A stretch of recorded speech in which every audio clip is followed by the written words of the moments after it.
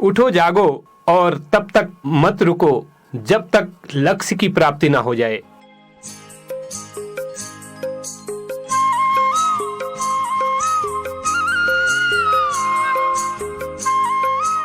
ये शब्द हैं स्वामी विवेकानंद जी के।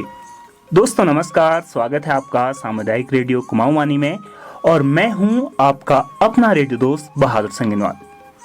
भारत के वीर स्वामी विवेकानंद जी अपनी पूरी जिंदगी में बड़े बच्चों यानी युवा पीढ़ी के लिए कई फैसले लिए जो बच्चों के भविष्य एवं विकास के लिए बहुत महत्वपूर्ण हैं। उनका मानना था कि युवा ही हमारा भविष्य हैं और हमें उनके ऊपर ज्यादा ध्यान देना चाहिए, और यह बिल्कुल सत्य भी है। भारत में राष्ट्रीय युवा दिवस प्रत्येक वर्ष 12 जनवरी को मनाया जाता है। इस दिन महान भारतीय दार्शनिक स्वामी विवेकानंद जी का जन्म हुआ था। भारत सरकार ने 1984 में राष्ट्रीय युवा दिवस के रूप में 12 जनवरी की तिथि को घोषित किया और 1985 से हर साल 12 जनवरी को भारत में राष्ट्रीय युवा दिवस के रूप में मनाया जाता है। चलिए दोस्तों, जानते हैं स्वामी विवेकानंद के बारे में। स्वामी विवेकानंद का जन्म 12 जनवरी 1863 में कोलकाता, जिसका पुराना नाम कलकत्ता है, में हुआ था।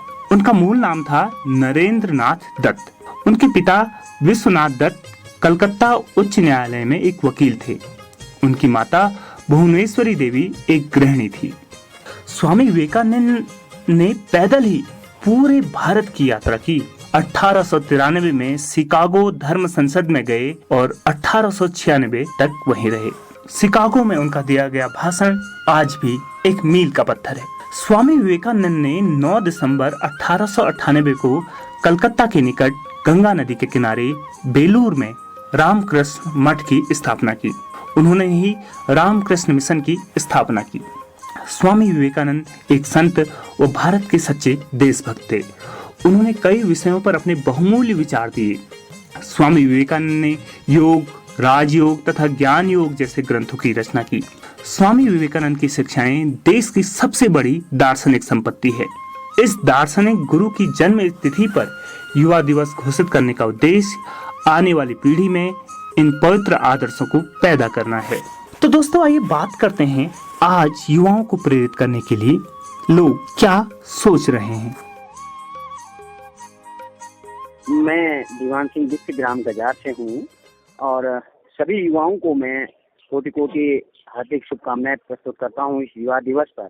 जहाँ तक विषय रहता है कि एक युवा का मतलब जो मैं समझता हूँ कि ये केवल उम्र के हिसाब से युवा न सोचा जाए, विचारों के हिसाब से युवा जी, कि हमारे जो विचार हैं वो कितने युवा हैं। युवा का मतलब कि कितने इनोवेटिव हैं, कितने नए तरीके से हम सोच पा रहे हैं। जिस तरह से समय और परिस्थितियां बदल रही हैं, जैसे अपने क्षेत्र को मैं लेके देखता हूँ तो क्योंकि खेती पर पहले हमारे यहाँ कृषि प्रधान था, खेती थी, धीरे धीरे खेती सिमट सी जा रही है, कम हो रही है और टूरिज्म के क्षेत्र में बढ़ रहे हैं। तो लोगों के लिए हमारे पास जो युवा वर्ग है, जो इंटरमीडिएट पास हैं, ग्रेजुएशन है, बीटेक करके आए हैं, इस कोरोना के काल में जो लोग वापस आए हैं, ऐसे युवाओं से मेरा विशेष निवेदन है कि वो दुनिया देख के आए हैं और शहर में कितनी विषम परिस्थितियां रहती हैं, पॉल्यूशन से लेकर दिन भर के हार्ड वर्क से लेकर, और यहाँ के माहौल के अनुसार वो कुछ एक नए तरीके का विचार पैदा करें और विचार के साथ उसको एक्शन में लाएं। जैसे हमारे कुछ युवाओं, हमारे प्रेरणा स्रोत भी हैं, कुछ युवा हैं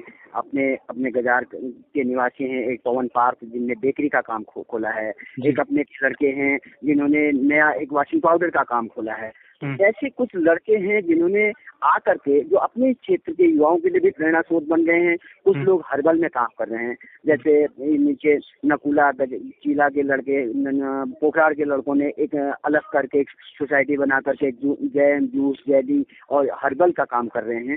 इस तरह से एक नई सोच लेके आए हैं कुछ लड़के जिन्होंने बाहर से आकर के नए यहाँ डेवलपमेंट कर रहे हैं। तो मैं सोचता हूँ इस तरह के हमारे जो यहाँ के युवा हैं वो भी उन लोगों से संपर्क में रहें, उनसे नए विचार लें और रेडियो के माध्यम से, टीवी के माध्यम से, नए आप बैंक से कैसे जुड़ते हैं। बैंक आपको बहुत तरह की से हेल्प करता है। बैंक के माध्यम से आप गाइडेंस लेते हैं। आप जिला उद्योग केंद्र में लोग चक्की लगा करके छोटे छोटे एक काम करें।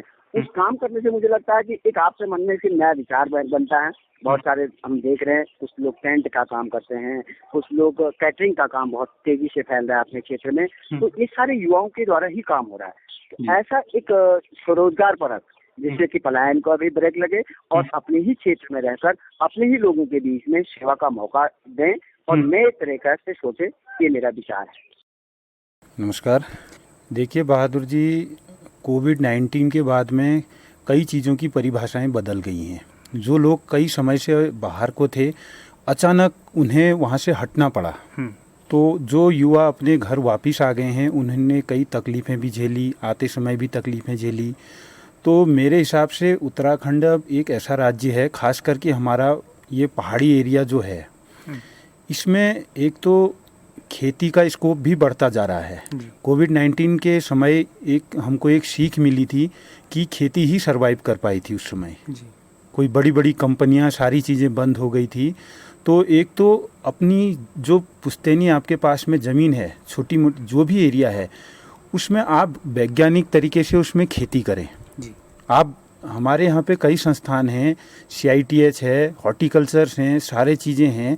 तो हमें वैज्ञानिक, हमारे लिए सरकार ने वैज्ञानिक रखे हुए हैं, हमें उनसे सलाह लेते हुए कि किस ज़मीन पे हमें किस प्रकार की खेती करनी चाहिए। दूसरा, फ्रूट प्रोसेसिंग। हम इतना फ्रूट पैदा कर रहे हैं और मंडी में उसको बेच रहे हैं। बाद में वही फ्रूट प्रोसेस होके जब जैम, जेली, जूस जो भी बन के आता है, हम उसी को खरीदते हैं।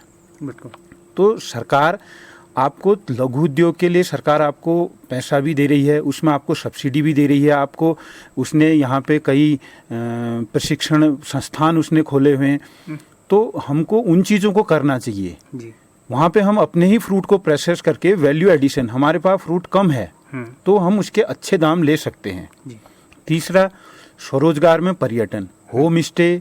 आज के दिन में आप देखिए हमारे उत्तराखंड में पर्यटन एक बहुत ही अच्छा एक बिजनेस बन चुका है।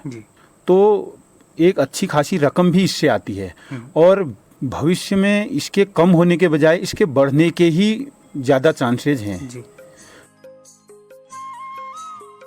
दोस्तों, इस बार के राष्ट्रीय युवा दिवस की थीम है नेशन बिल्डिंग, यानी कि राष्ट्र निर्माण।